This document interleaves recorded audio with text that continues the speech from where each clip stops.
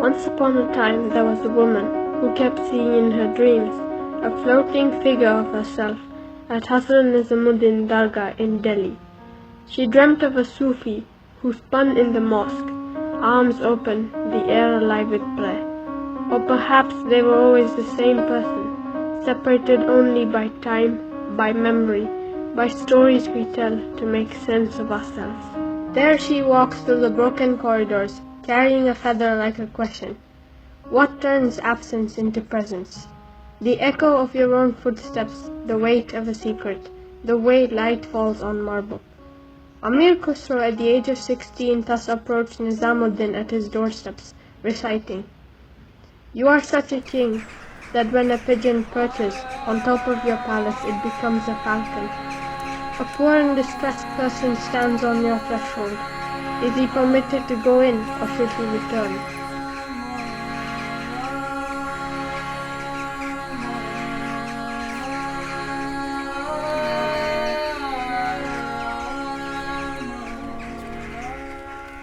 Nizamuddin was no man to bow down to kings. He had seen sultans rise and fall like the ebb of the Yamuna.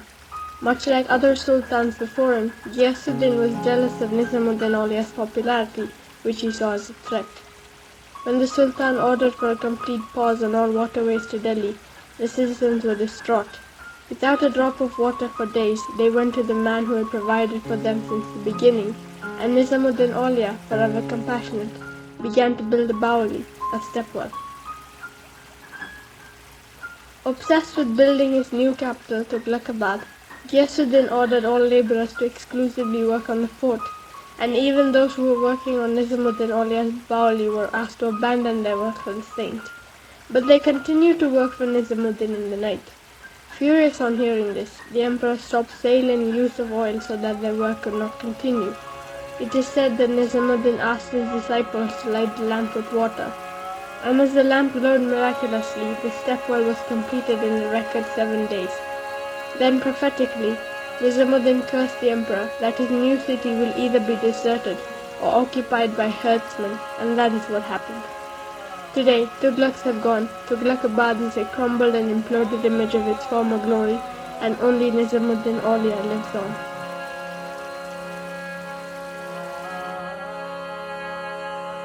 In her dreams, the Sufi by the Baoli is a reminder of that spectre in the marble corridors.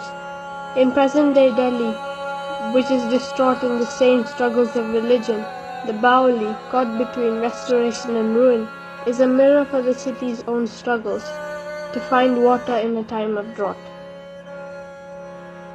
Surrounding it, women, children, Muslims and followers of Sufism are set apart from the game of the real world, at least only within these walls. What turns a game into a war? The stories we tell ourselves about winning. Every conflict is a game someone forgot they were playing. A child who does not know the rules of chess knows enough to realize that the pawns can be flicked away. To play is to ask questions with your hands, and who turns this darkness into light but children who grow within the safe shade of the Sufi shrine.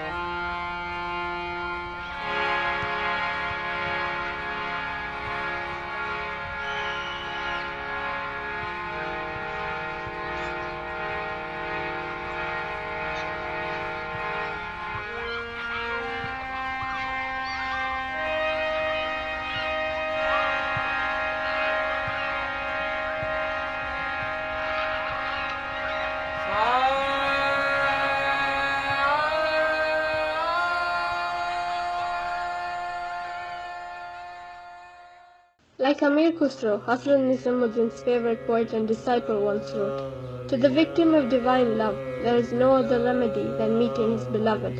Amir Khusro was so close to his master that Nizamuddin Aulia once said, that he should be buried next to me, so that anyone who comes to visit my grave should visit Khusro's first.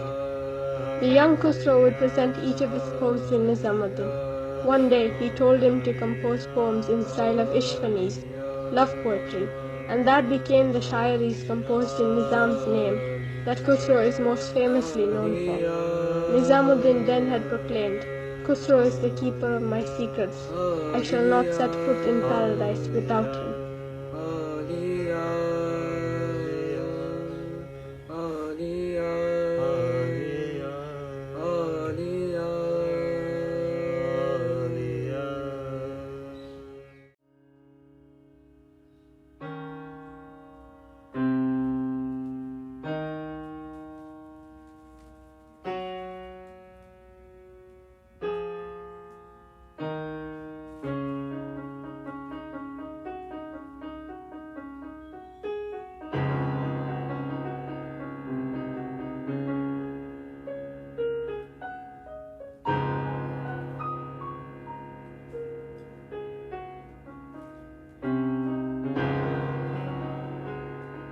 Here, the Baoli remembers every footstep, every prayer, every feather that has drifted into its waters.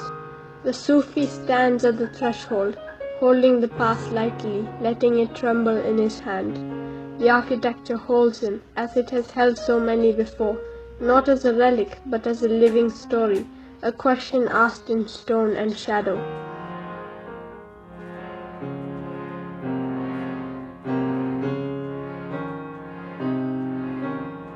This is about the walls we do not see, the ones not built by stone, but by history, power, and silence.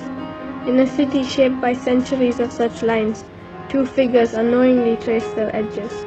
Delhi has borne this weight for centuries, and the Sufis, custodians of a past that still hums beneath the city's skin, carry them in a way the words cannot. The white dome meets the harsh sun of the skies.